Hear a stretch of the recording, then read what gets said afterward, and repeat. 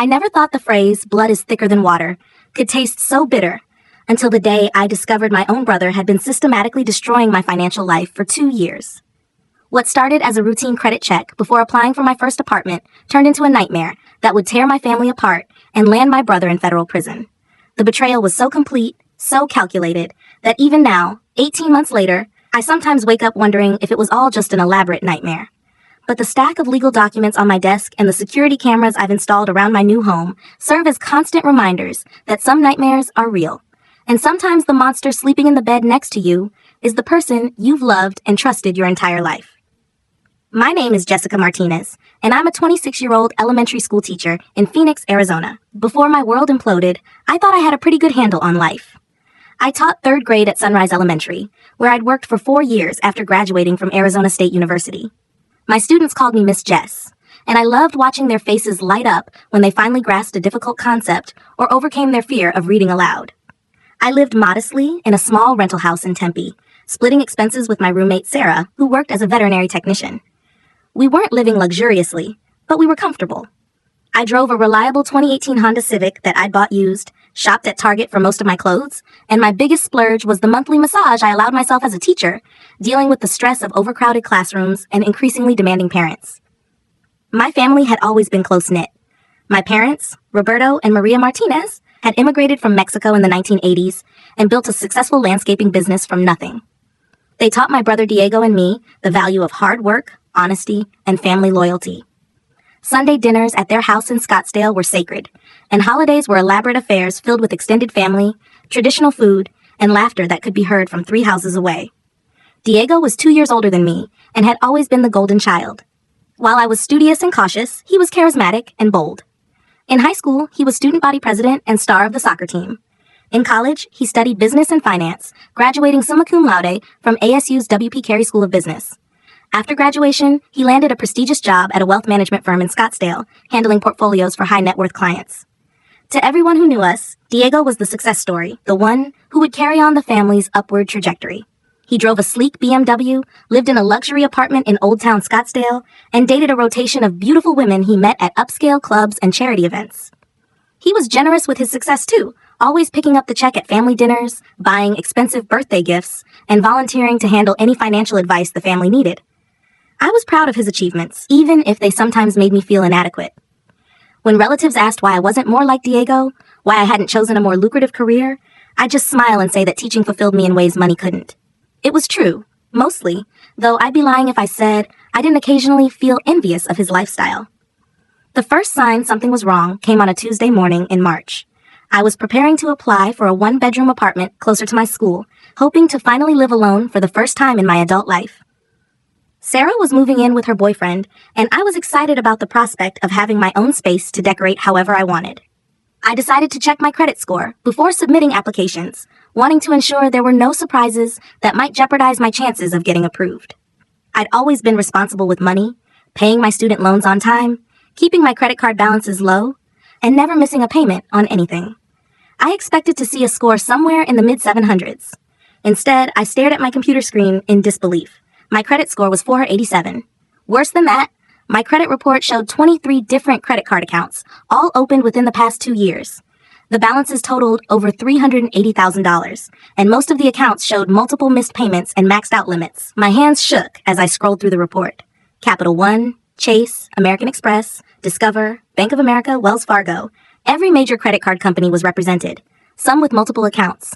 The addresses associated with the accounts were variations of my actual address, subtle changes that wouldn't raise red flags during automated verification processes, but would ensure the physical cards went somewhere else. The purchases told a story that made my stomach turn. Luxury car dealerships, high-end electronics stores, expensive restaurants, exclusive men's clothing boutiques.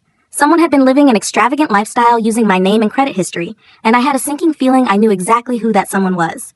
I called in sick to work, something I'd only done twice in 4 years of teaching, and spent the day on the phone with credit card companies. Each conversation followed the same script. Yes, according to their records, I had applied for the card.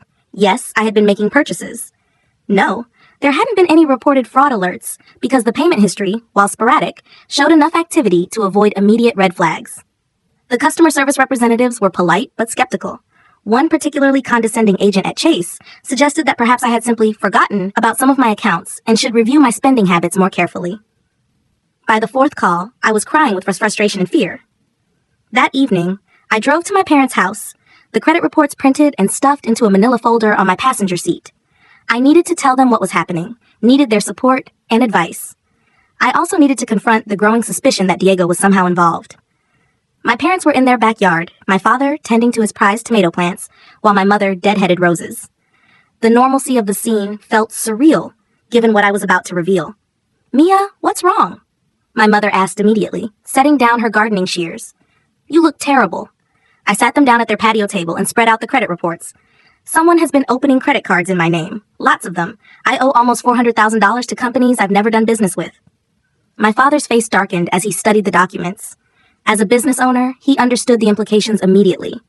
"This is identity theft, Jessica. You need to call the police right away." "I know, Poppy, but look at the purchases." I pointed to highlighted sections of the statements. "These aren't random transactions. Whoever did this has expensive taste in very specific things. Look, McLaren dealership, Ferrari of Scottsdale, Lamborghini of Phoenix. This person has bought at least 6 luxury sports cars." My mother gasped.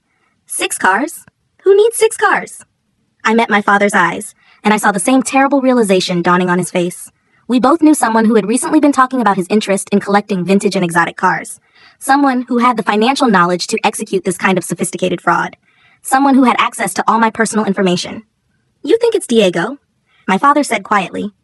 The words hung in the air like poison gas. My mother immediately began shaking her head. "No, absolutely not. Diego would never do something like this. He makes good money at his job. He doesn't need to steal from his own sister." But I was remembering things. Diego's sudden lifestyle upgrade over the past 2 years, the new apartment that seemed too expensive even for his salary, the constant stream of new cars. He'd claimed he liked to lease different models to test drive potential purchases. The expensive watches, the designer clothes, the lavish vacations he documented extensively on social media. I'd assumed he was just good with money, that his investment knowledge was paying off.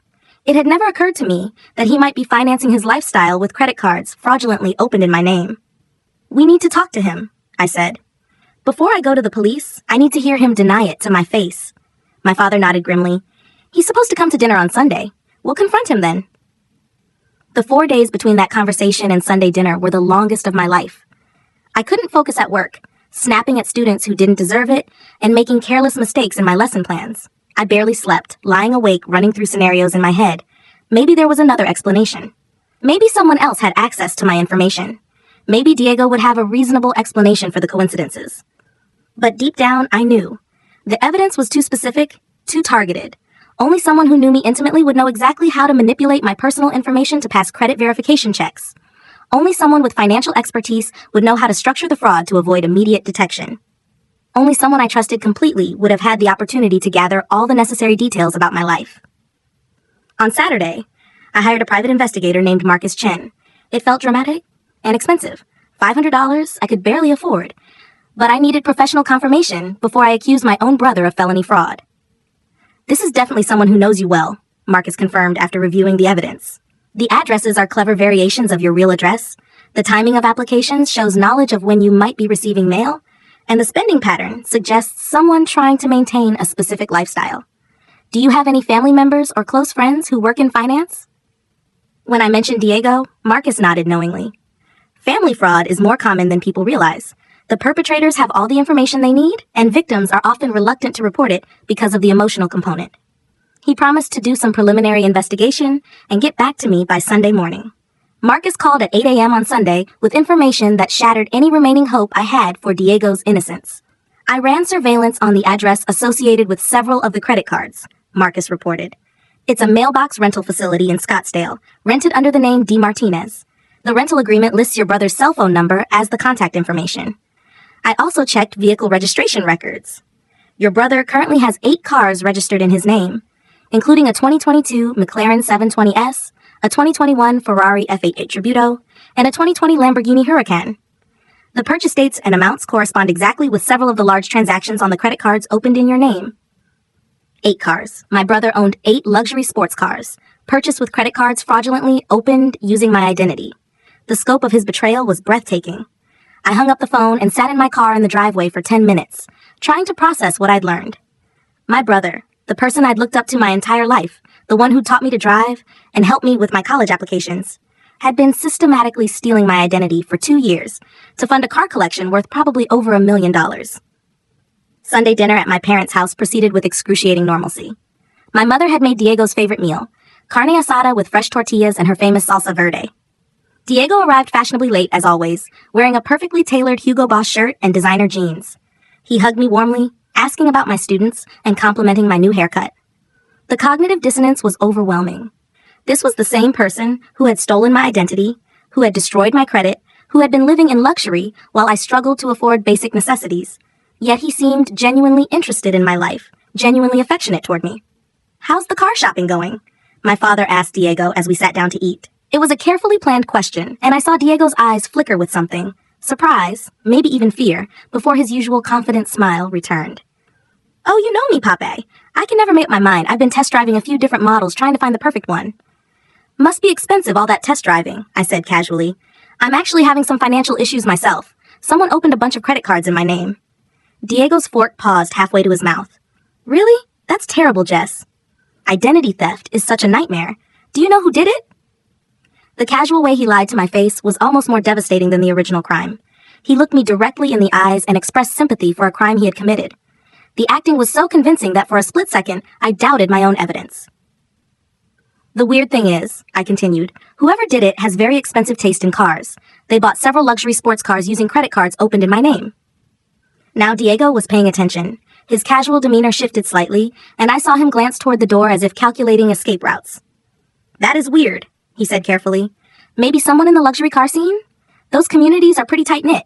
Word gets around about people with money to spend." My father cleared his throat. "Diego, we need to ask you something directly, and we need you to tell us the truth.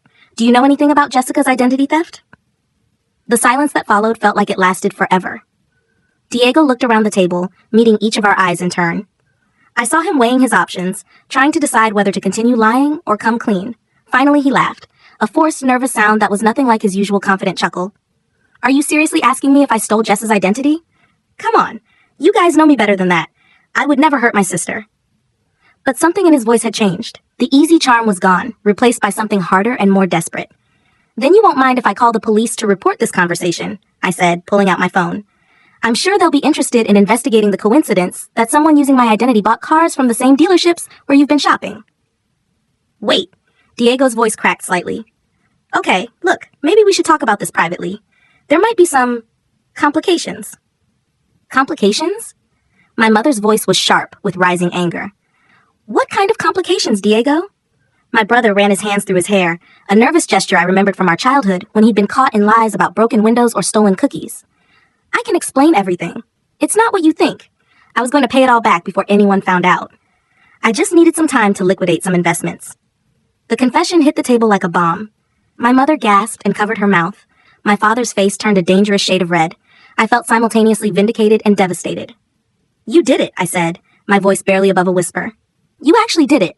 You stole my identity and bought cars with it." "I borrowed your credit," Diego said quickly. "It was supposed to be temporary. I had some cash flow issues with a few investments, and I needed to maintain my lifestyle for work purposes. You know how it is in wealth management. Clients need to see that you're successful before they trust you with their money. You stole $380,000 using my name," I shouted, abandoning any pretense of calm. "You destroyed my credit score. I can't even rent an apartment because of what you did." I know, and I'm sorry, but I can fix this. I've got some big commissions coming through next month, and I can start paying down the balances. We can work this out as a family." My father stood up so abruptly his chair fell backward. "Work this out? Diego, you committed identity theft against your own sister. You lied to all of us for 2 years. What you did is a felony." "Dad, please, just hear me out. If we involve the police, it'll ruin everything. I'll lose my job, maybe go to prison. Think about what that would do to the family reputation. Think about Mom." It was a calculated appeal, and I saw it working on my parents. My mother was crying now, torn between horror at what Diego had done and terror at the thought of her son going to prison. "There has to be another way," she pleaded. "Diego, how could you do this? And to Jessica, of all people, she's always looked up to you." "I know, Mom. I never meant for it to go this far. It started small, just one card to cover a temporary shortfall. But then the minimum payments got bigger, and I needed more credit to make the payments, and it just spiraled out of control." "So you bought 8 luxury cars?" I said flatly. "That was your solution to a temporary shortfall?" Diego had the grace to look ashamed. I know how it sounds, but maintaining the right image is crucial in my industry. Clients want to see success, and some of the cars were investments, vintage models that appreciate in value. Investments, I repeated incredulously. You bought investments with stolen credit cards opened in my name. I was going to transfer the titles to you once I got back on my feet financially. Technically, you would have owned them anyway since the credit cards were in your name. The twisted logic was breathtaking. He had convinced himself that stealing my identity to buy luxury cars was somehow doing me a favor. Diego, my father said, his voice deadly quiet, you have 30 seconds to tell us how you're going to fix this, or Jessica is calling the police. Okay, here's what I can do. I can liquidate the car collection immediately. The resale market for luxury cars is strong right now. I can probably get 80% of what I paid, maybe more for some of the limited editions. That would be enough to pay down most of the credit card balances. Most? I asked. Look, there might be a shortfall of $50,000 or $60,000, but I can get a legitimate loan to cover that, or maybe Mom and Dad could help temporarily. Now my parents were being asked to bail out Diego's crimes. The audacity was staggering. And what about my credit score? I demanded. What about the 2 years of missed payments and maxed out cards that are now part of my permanent financial record? We can work with the credit card companies to remove those once the balances are paid. It might take some time, but credit can be repaired. Might take some time, I repeated. Diego, I'm 26 years old. These are supposed to be the years when I'm building my financial foundation, maybe buying a house, starting a family. Instead, I can't even rent an apartment because of what you did. The conversation continued for another hour, with Diego making increasingly desperate promises and my parents torn between loyalty to both their children. But I had already made my decision. The next morning, I walked into the Phoenix Police Department's Financial Crimes Unit and filed a report. Detective Sarah Kowalski, a sharp-eyed woman in her 40s, listened to my story with professional sympathy. Family fraud cases are always difficult, she said, but the evidence you've provided is quite compelling. The mailbox rental, the vehicle registrations, the spending patterns, it all points to your brother. We'll need to investigate thoroughly, but I'd estimate there's probable cause for an arrest warrant. What happens next? I asked. We'll execute search warrants for his residence and the mailbox facility. We'll also subpoena records from the car dealerships and financial institutions. If the evidence supports your allegations, he'll be arrested and charged with multiple felonies: identity theft, fraud, conspiracy to commit fraud. Given the dollar amounts involved, he's looking at federal charges and significant prison time. I signed the complaint with shaking hands. Once I filed that report, there was no going back. My brother would be arrested, probably within days. My family would never be the same. But I thought about my ruined credit score, about the apartment I couldn't rent, about the 2 years Diego had lied to my face while systematically destroying my financial future. I thought about his casual suggestion that our parents bail him out of his criminal actions. I thought about the 8 luxury cars sitting in his garage, purchased with my stolen identity. He did this to himself, I said, more to convince myself than Detective Kowalski. I'm just protecting myself from further harm. Diego was arrested 3 days later at his office, led away in handcuffs in front of his colleagues and clients. The local news picked up the story. Scottsdale financial advisor charged in $380,000 identity theft scheme targeting sister. The details that emerged during the investigation were even worse than I had imagined. Diego hadn't just opened credit cards in my name. He had also applied for personal loans, attempted to open investment accounts, and even tried to get a mortgage for a second property using my credit history. The total amount of attempted fraud exceeded $500,000. The car collection was seized and sold at auction. A 2022 McLaren 720S went for $285,000. A limited edition Ferrari sold for $320,000. A vintage 1967 Mustang Shelby GT 500 brought $180,000. In total, the 8 cars sold for just over $1.2 million, with the proceeds going to pay down the fraudulent credit card debts. My parents were devastated. My mother aged 10 years in the weeks following Diego's arrest, her hair showing more gray, and her face carrying lines that hadn't been there before.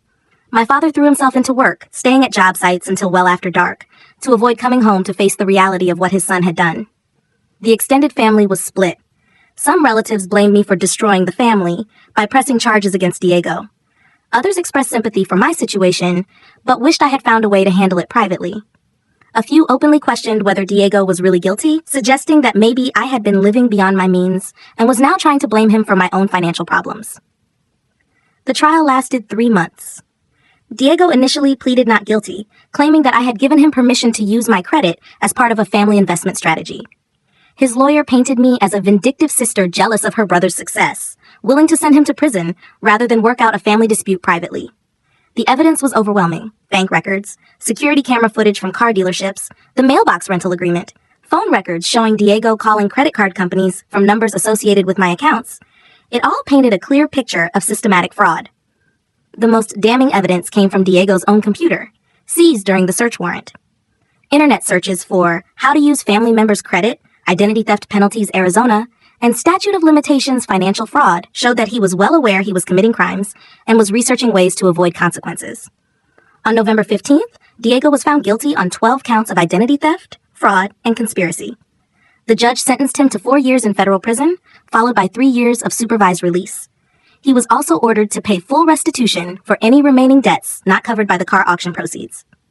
As the judge read the sentence, I watched my brother, thin from months of stress, wearing an ill-fitting public defender's suit instead of his usual designer clothes, and felt a complex mix of justice and sorrow. This was the same person who had helped me learn to ride my bike, who had driven me to my first job interview, who had always made me laugh when I was feeling down. But he was also the person who had stolen my identity, lied to my face for 2 years, and shown no remorse until he was caught. The brother I had loved and admired was revealed to be a criminal, willing to destroy my financial future to maintain his lifestyle. The aftermath of the trial brought new challenges. With Diego in prison and the family fractured, holidays became awkward affairs. Some relatives stopped inviting me to gatherings, treating me as the troublemaker who had sent her own brother to prison. Others rallied around me, expressing belated support and sharing their own stories of Diego's suspicious behavior over the years. My parents eventually came to terms with what Diego had done, though it took months of family therapy and many difficult conversations. They sold their landscaping business and retired early, unable to face the daily questions and whispered conversations from clients who had heard about the scandal. "We raised him to be better than this," my father said during one of our therapy sessions. "I keep wondering where we went wrong, what we missed." "You didn't do anything wrong, Poppy," I assured him. "Diego made his own choices. Adults are responsible for their own actions." But privately, I wondered too. Had there been signs we all missed? Had Diego always been capable of this level of deception and betrayal, or had success and pressure twisted him into someone unrecognizable? Rebuilding my credit took nearly 2 years. Even with the criminal conviction proving I was a victim of identity theft, the process of removing fraudulent accounts and repairing the damage was slow and bureaucratic. I worked with a credit repair attorney, filed disputes with all 3 credit bureaus, and slowly watched my score climb back toward respectability. The experience changed me in fundamental ways. I became hypervigilant about financial security, checking my credit report monthly, and setting up alerts for any new account activity. I installed security cameras around my house and changed all my passwords frequently. The casual trust I had once extended to family and friends was replaced by careful verification and healthy skepticism. I also changed careers. Teaching had always been fulfilling, but the experience with Diego made me realize I wanted to help other people avoid similar financial devastation. I went back to school part-time, earning a master's degree in financial counseling. Now I work for a nonprofit organization that helps identity theft victims navigate the complex process of reclaiming their financial lives.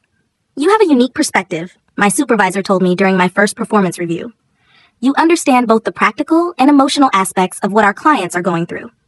She was right. When I sit across from someone whose spouse has destroyed their credit or whose parent has opened accounts in their name, I can offer more than professional advice. I can offer understanding born from lived experience. Diego and I have exchanged a few letters since his incarceration. His tone has evolved from defensive to remorseful, though I sometimes wonder if the remorse is genuine or calculated for the parole board. He tells me about the financial literacy classes he's teaching to other inmates, about his plans to make amends when he's released. "I know I can never undo the harm I caused you," he wrote in his most recent letter. "I know I betrayed your trust in ways that may never be forgivable. But I want you to know that I think about what I did every day, and I'm trying to become someone worthy of the sister who believed in me for so long." I don't know if I'll ever be able to fully forgive Diego. The betrayal was too deep, too calculated, too devastating. But I've learned that forgiveness isn't something you do for the person who wronged you. It's something you do for yourself, to free yourself from the poison of resentment. I'm not there yet. Maybe I never will be. But I'm working on it, one day at a time. The experience taught me that trust is earned through consistent actions over time, not granted automatically because of shared DNA. Family bonds don't excuse criminal behavior. Love doesn't require enabling or accepting abuse, even from those closest to us. Most importantly, I learned that protecting yourself isn't selfish, it's necessary. When someone violates your trust and harms your future, you have not only the right but the responsibility to seek justice, even when that person is family. Diego will be released in 18 months. I don't know what our relationship will look like then, if we have one at all. But I know this. I survived the worst betrayal I could imagine from the person I trusted most in the world. I rebuilt my life, my credit, and my sense of security. I turned my pain into purpose, helping others navigate similar traumas. Whatever happens when Diego gets out of prison, I'll face it as a stronger, wiser, more self-reliant person than I was before he destroyed my trust. And that, perhaps, is the most powerful form of healing. Not just surviving betrayal, but using it as a catalyst for growth and positive change. The months following Diego's sentencing brought unexpected revelations that added new layers to an already complex situation. As part of the restitution process, forensic accountants continued analyzing Diego's financial records, and what they discovered painted an even more disturbing picture of systematic deception. It turned out that Diego's crimes weren't limited to identity theft. He had also been embezzling money from his wealth management clients, using their investment funds to cover the minimum payments on the credit cards he'd opened in my name. The scheme was elaborate and sophisticated. He would temporarily borrow money from client accounts during market fluctuations, betting that he could replace the funds before quarterly statements went out. Detective Kowalski called me with the update on a gray February morning. "Jessica, we've uncovered additional criminal activity related to your brother's case. He was also stealing from his clients at the wealth management firm. The total amount of fraud now exceeds $2.3 million. The number was staggering. My brother hadn't just stolen my identity. He had been running a complex financial fraud operation that victimized dozens of people who had trusted him with their life savings. Elderly retirees, young families saving for their children's education, small business owners planning for the future, all had been systematically robbed by someone they believed was helping them build wealth." "How many victims?" I asked, though I wasn't sure I wanted to know the answer. 47 clients lost money. Some lost their entire retirement funds. One elderly couple, the Hendersons, lost $180,000 that represented their entire life savings. I felt sick. My brother's betrayal of me was devastating enough, but knowing he had destroyed the financial security of nearly 50 families made it impossible to maintain even the smallest shred of sympathy for him. The revelation also explained some things that had puzzled me during the investigation. Diego's lifestyle had been even more extravagant than the car collection suggested. Security footage from his arrest showed an apartment filled with expensive art, designer furniture, and a wine collection worth tens of thousands of dollars. His closet contained over $50,000 worth of luxury clothing and accessories. He had been taking exotic vacations every few months, staying at 5-star resorts and dining at Michelin-starred restaurants. All of it had been funded through a combination of stolen credit, opened in my name, and embezzled client funds. The scope of his criminal enterprise was breathtaking in its audacity and callousness. The additional charges changed everything. Diego's plea deal was revoked, and he was charged with 47 additional counts of embezzlement, wire fraud, and violation of fiduciary duty. His sentence was extended to 12 years in federal prison, and the restitution amount ballooned to over $2.3 million. More painful for our family was the realization that Diego's victims weren't faceless corporations or wealthy institutions. They were real people whose lives had been destroyed by his greed. The local news interviewed several victims, and their stories were heartbreaking. Martha Henderson, 73, had trusted Diego with the $180,000 she and her late husband had saved over 40 years of marriage. "I thought he was such a nice young man," she said through tears. "He showed me pictures of his family, talked about his sister, the teacher. I never imagined he was stealing from me to buy sports cars." Another victim, James Rodriguez, had entrusted Diego with $45,000 he'd been saving to start a food truck business. That money represented 3 years of working double shifts, he told the reporter. "I was finally ready to pursue my dream of owning my own business, and now it's gone. I don't know if I'll ever be able to save that much again." Watching these interviews was torture. These people had been victimized by my brother, but their pain was now connected to our family, to me. I felt guilty by association, even though I knew intellectually that I bore no responsibility for Diego's crimes. The worst part was that some of Diego's victims blamed me for not stopping him somehow. I received several angry voicemails and emails from people who had lost money, demanding to know how I couldn't have known what my brother was doing. "Your brother was stealing from my grandmother while you were having Sunday dinners with him," one message said. "How could you not know? How could you let this happen?" The accusations were unfair and irrational, but they added another layer of anguish to an already overwhelming situation. I began seeing a therapist, Dr. Rebecca Martinez, no relation, despite the shared surname, to help me process the complex emotions surrounding Diego's expanded crimes. Survivor's guilt is common in situations like this, Dr. Martinez explained during one of our sessions. You feel guilty for not preventing crimes you had no way of knowing about, guilty for being related to someone who caused so much harm, guilty for the comparative privilege of being his sister rather than his victim. But I was his victim, I protested. He stole my identity and destroyed my credit. Yes, you were, but you're also his sister, which means you share a name and a family history with someone who has caused tremendous harm to innocent people. That creates a complex emotional position that's difficult to navigate. She was right. I found myself apologizing to strangers who recognized my last name, trying to distance myself from Diego's crimes, while simultaneously dealing with my own victimization. It was an exhausting emotional balancing act. The expanded criminal case also brought unwanted media attention. Phoenix is a large city, but the financial services community is relatively small, and Diego's crime sent shockwaves through the industry. Local newspapers ran features about white-collar crime and the vulnerability of elderly investors. My name was mentioned in several articles as both Diego's sister and his first victim. A reporter from the Arizona Republic called me repeatedly, trying to get an interview about growing up with Diego and whether there had been early signs of his criminal tendencies. I declined all interview requests, but the persistent calls added stress to an already difficult situation. My parents struggled even more with the expanded scope of Diego's crimes. My father, who had built his landscaping business on principles of honesty and hard work, was devastated to learn that his son had spent years systematically stealing from vulnerable people. I keep thinking about those elderly clients, he told me during one of our family therapy sessions. People like my own parents, who worked their whole lives and trusted someone to help them. How did I raise a son who could do that? My mother retreated further into herself, barely speaking during family gatherings and spending most of her time tending to her garden. The vibrant social woman who had once hosted elaborate parties and organized neighborhood events became almost reclusive. She blames herself, my father confided. She keeps going over Diego's childhood, wondering what she missed, what she did wrong. The extended family's reaction to the expanded charges was mixed. Some relatives who had initially criticized me for prosecuting Diego now acknowledged that I had done the right thing. Others doubled down on their support for him, insisting that the additional charges were part of a prosecutorial overreach designed to make an example of him. My Aunt Rosa, my mother's sister, was particularly vocal in Diego's defense. The government is trying to destroy our family, she declared at a family gathering I foolishly decided to attend. First, they turned sister against brother. Now they're piling on charges to justify Jessica's betrayal. The accusation that I had somehow betrayed Diego by reporting his identity theft continued to sting, even as evidence of his much larger criminal enterprise mounted. Some family members seemed unable to accept that Diego was solely responsible for his situation. My cousin Miguel, who had always looked up to Diego, was particularly resistant to accepting the truth. There has to be more to the story, he insisted. Diego's not a bad person.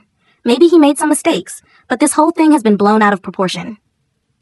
I found myself in the impossible position of having to defend my decision to report crimes against me, while also navigating complex family dynamics around a brother whose criminal behavior extended far beyond what anyone had initially understood. Work became my refuge during this period. Teaching third graders provided a welcome distraction from the ongoing legal proceedings and family drama. My students, with their innocent questions and genuine affection, reminded me that there was still goodness and simplicity in the world. One of my students, a shy little girl named Sophia, seemed to sense that I was going through a difficult time. She started leaving small drawings on my desk, flowers, rainbows, stick figures of our class, with notes that said things like, "I hope you have a good day, Miss Jess," and "You are the best teacher." Those small acts of kindness from an 8-year-old did more to heal my spirit than any therapy session or family meeting. They reminded me that my worth wasn't defined by my brother's crimes or my family's dysfunction, but by the positive impact I could have on the lives of others. As the months passed and Diego's sentencing date approached, I began receiving letters from some of his victims. Not angry letters, but surprisingly compassionate ones that acknowledged our shared experience of being betrayed by someone we had trusted. Eleanor Walsh, a 68-year-old retired teacher who had lost $67,000 to Diego's embezzlement scheme, wrote, "Dear Jessica, I saw your name in the newspaper as Diego's sister and his first victim. I wanted you to know that I don't blame you for what he did to me. I know what it's like to be deceived by someone you trust. I hope you're finding ways to heal from this experience." These letters were both heartbreaking and healing.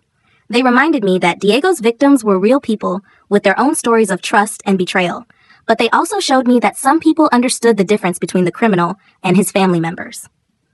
I started attending a support group for white-collar crime victims, where I met others who had been embezzled from defrauded, or otherwise financially victimized. Hearing their stories helped me put my own experience in perspective while also connecting with people who understood the unique trauma of financial betrayal. Money represents more than just numbers, explained Dr. Patricia Evans, the psychologist who facilitated our group. It represents security, freedom, future plans, peace of mind. When someone steals your money, they're stealing pieces of your life and your dreams. In our group, I met Sarah Chen, whose business partner had embezzled $200,000 from their successful restaurant. I met Robert Thompson, whose son had been stealing from his elderly father's bank account for 3 years. I met Lisa Garcia, whose husband had been hiding gambling debts and had taken out loans in her name without her knowledge. Each story was different, but the emotional themes were remarkably similar. The shock of discovery, the feeling of violation, the complicated grief for the relationship that was lost, the practical challenges of financial recovery, and the difficult process of learning to trust again. The hardest part, Sarah shared during one session, is that I still love the person who betrayed me. My business partner was also my best friend. I hate what she did, but I can't just turn off 20 years of friendship. It's like mourning someone who's still alive. Her words resonated deeply with me. I was grieving the brother I thought I knew, while simultaneously trying to come to terms with the criminal he actually was. It was a complex emotional process that didn't follow any neat timeline or predictable stages. As Diego's new sentencing date approached, I had to decide whether to attend the hearing.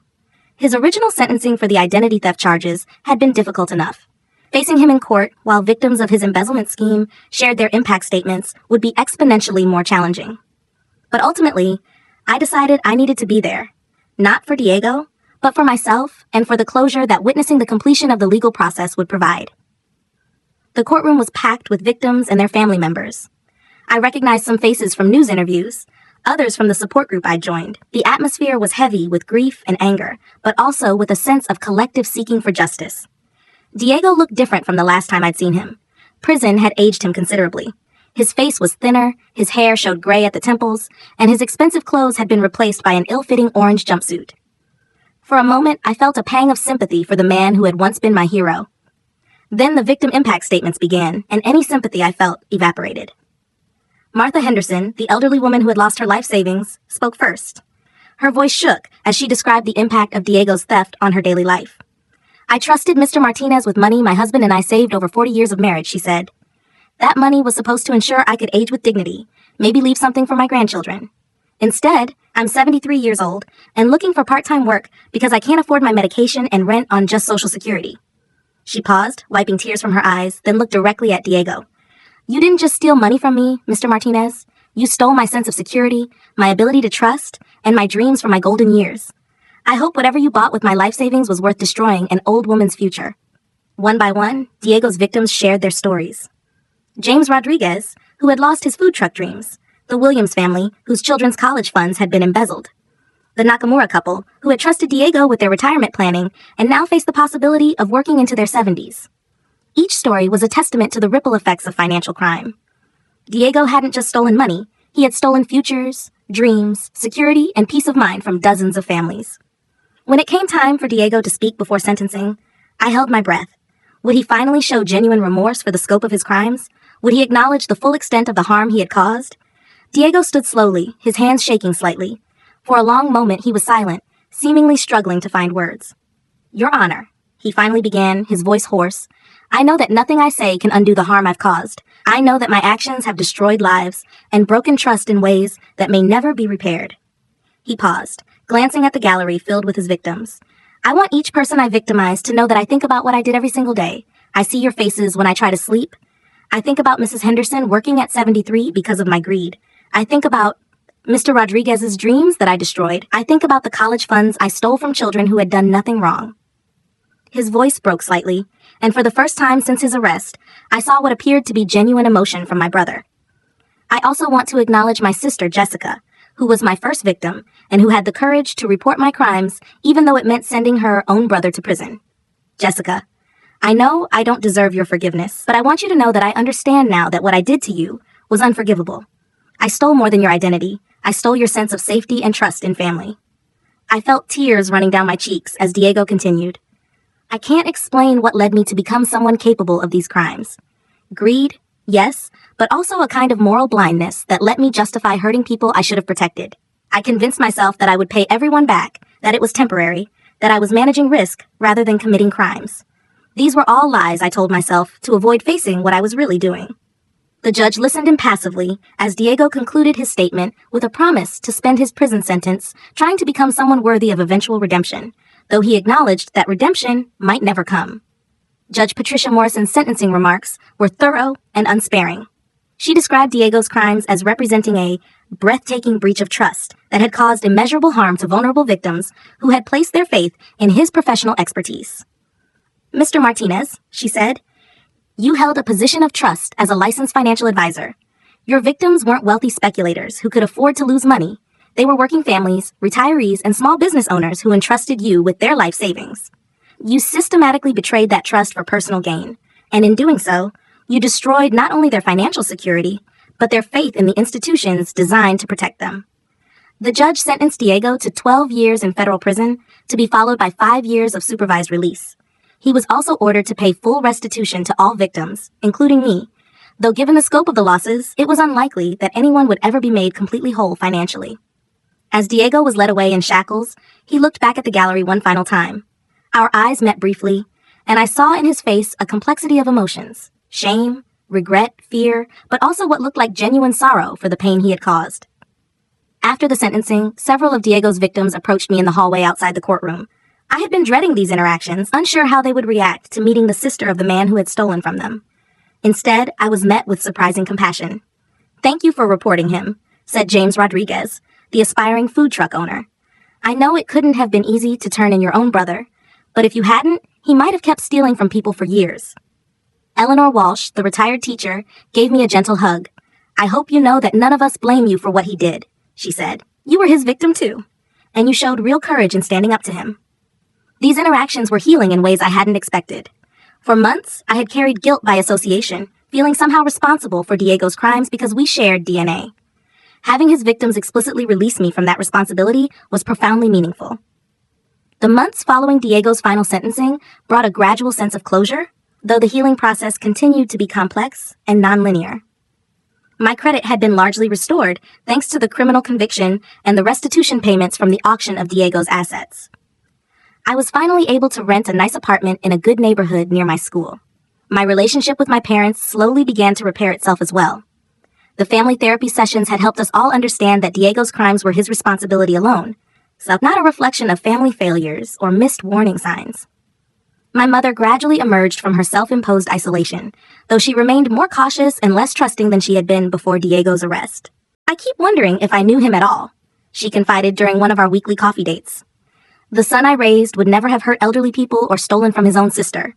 Sometimes I feel like I'm mourning the death of someone who never really existed." Her words captured something I had been struggling to articulate about my own grief process. I wasn't just mourning the loss of my relationship with Diego. I was mourning the realization that the person I had loved and admired for 26 years had been, in many ways, a carefully constructed facade, hiding someone capable of breathtaking cruelty and selfishness. The brother who had taught me to ride a bike, helped me with homework, and made me laugh until my sides hurt. Had that person ever really existed? Or had he always been someone capable of systematically destroying the lives of vulnerable people for personal gain? Dr. Martinez, my therapist, helped me understand that people are complex and contradictory. The Diego who had been a loving brother and the Diego who had committed financial crimes weren't necessarily separate individuals. They were different aspects of the same person, someone capable of both genuine affection and calculated betrayal. "This doesn't diminish the love you shared or the positive memories you have," she explained, "but it does mean accepting that love and trust aren't the same thing, and that someone can care about you while still being willing to harm you when it serves their interests." As I worked through these complex emotions, I also began channeling my experience into helping others. My work with the nonprofit organization serving identity theft victims expanded, and I began speaking at conferences and seminars about family fraud. The most important thing to understand, I would tell audiences, is that family fraud is often more devastating than stranger fraud, not just because of the financial damage, but because of the emotional betrayal involved. When someone you love steals your identity, they're not just stealing your credit, they're stealing your sense of safety in the world. I shared practical advice about protecting personal information, even from family members, and emotional guidance about navigating the complex feelings that arise when someone you love commits crimes against you. You are not responsible for protecting your family's reputation at the expense of your own financial security, I would emphasize. Choosing to prosecute a family member who has committed crimes against you isn't betrayal, it's self-preservation. These speaking engagements were emotionally challenging, but also deeply fulfilling. I met other survivors of family fraud who shared their own stories of betrayal and recovery. Each story was unique, but the themes were remarkably consistent. The shock of discovery, the conflict between love and self-protection, the guilt and shame that victims often feel, and the long process of rebuilding both financial security and the ability to trust. One woman I met, Patricia Adams, had discovered that her adult son had been forging her checks to fund a gambling addiction. I knew he had a problem, she told me, but I thought he was stealing from casinos, not from me. Finding out he'd been taking money from my account for 2 years was devastating. Another survivor, Michael Torres, learned that his wife had been opening credit cards in his name to fund shopping addiction. The hardest part wasn't the money, he said.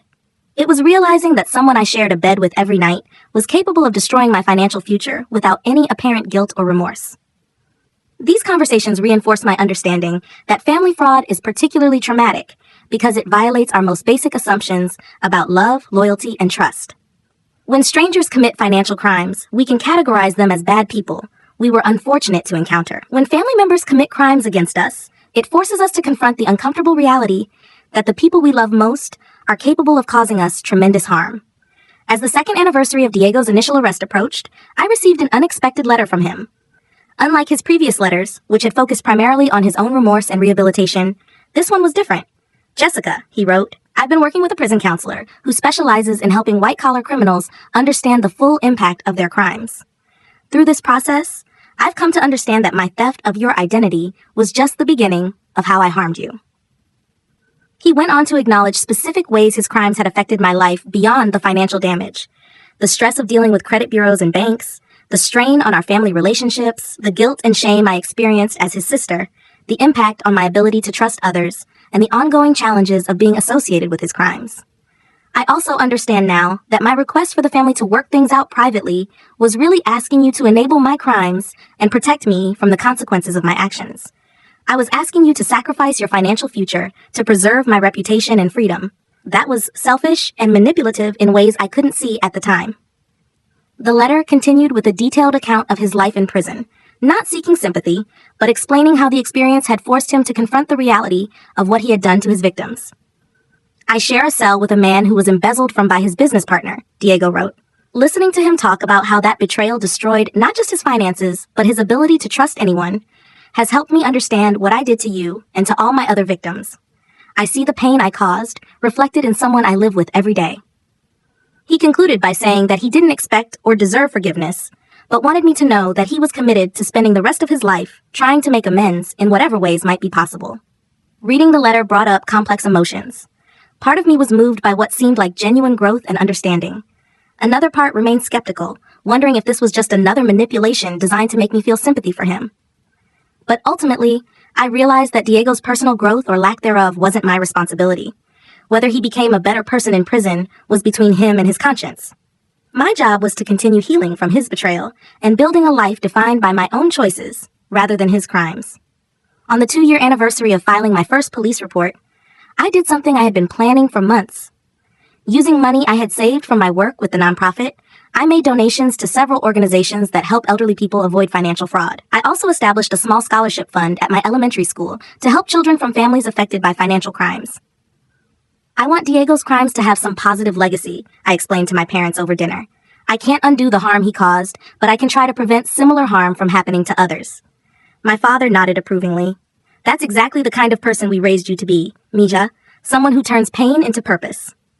The transformation of my own pain into advocacy work had become central to my healing process. Every person I helped navigate the aftermath of identity theft, every audience I educated about family fraud prevention, every dollar I donated to victim assistance programs, these actions helped me reclaim agency over a situation where I had initially felt powerless. As I write this, Diego has served 3 years of his 12-year sentence. He continues to write occasionally, and his letters suggest ongoing personal growth and genuine remorse. I respond selectively, maintaining boundaries while acknowledging our shared history. My relationship with my parents has largely healed, though we all carry scars from the experience. Family gatherings are smaller now. Some relatives remain divided over Diego's situation, but they're also more honest and authentic. We don't pretend that everything is perfect, and we don't avoid difficult conversations about trust, accountability, and the complexity of family love. My credit score has fully recovered, and I've been approved for a mortgage to buy my first house. The process of signing legitimate loan documents was emotional in ways I hadn't expected. It represented not just homeownership, but the complete restoration of the financial future Diego had tried to steal from me. I've also begun dating again, something that had seemed impossible in the immediate aftermath of Diego's betrayal. Learning to trust a romantic partner when your own brother had systematically deceived you was challenging, but my therapist helped me understand that Diego's capacity for betrayal didn't define everyone else's character. Trust is always a risk, Dr. Martinez explained. What happened with Diego was devastating, but it was also relatively rare. Most people, even most family members, don't commit the kinds of crimes he committed. You can acknowledge the risk while still choosing to remain open to meaningful relationships. She was right. I'm now in a relationship with David Chen, a fellow teacher I met at a professional development conference. He knows my story and has been patient with my occasional moments of financial anxiety or trust-related concerns. Having someone who understands and supports my healing process has been incredibly valuable. Looking back on the past 3 years, I'm struck by how much I've grown and changed. The naive trust I once had in family members has been replaced by something more mature and realistic. The understanding that love and trustworthiness aren't the same thing, and that even people who care about us are capable of making choices that harm us. I've also learned that protecting yourself from harm isn't selfish or disloyal, even when the potential harm comes from family members. Setting boundaries, requiring accountability, and seeking justice when you've been wronged, these aren't acts of betrayal. They're acts of self-respect and self-preservation. Most importantly, I've discovered that it's possible to heal from even the most devastating betrayals. The process isn't linear or quick, and the scars remain, but it is possible to rebuild trust, reclaim security, and find meaning in the experience. If you're reading this and facing a similar situation, I want you to know that you're not alone. Family fraud is more common than most people realize, and the emotional complexity of prosecuting someone you love is something only other survivors truly understand. Trust your instincts, protect yourself, seek professional help when needed, and remember that choosing justice over family harmony isn't cruel. It's necessary for your own healing and recovery. The person who betrayed you made their own choices and must face the consequences of those choices. Your job isn't to protect them from those consequences. It's to protect yourself and rebuild the life they tried to destroy. You are stronger than you know, more resilient than you imagine, and worthy of a future free from the fear and insecurity that betrayal creates. It's possible to heal. It's possible to trust again. It's possible to transform your pain into purpose and your experience into wisdom that helps others. Have you experienced betrayal from a family member? How did you navigate the complex emotions and practical challenges that followed? What advice would you give to others facing similar situations? I'd love to hear your stories and offer support to anyone going through this difficult journey. Sometimes knowing others have walked this path and emerged stronger can make all the difference in finding the courage to keep moving forward toward healing and hope.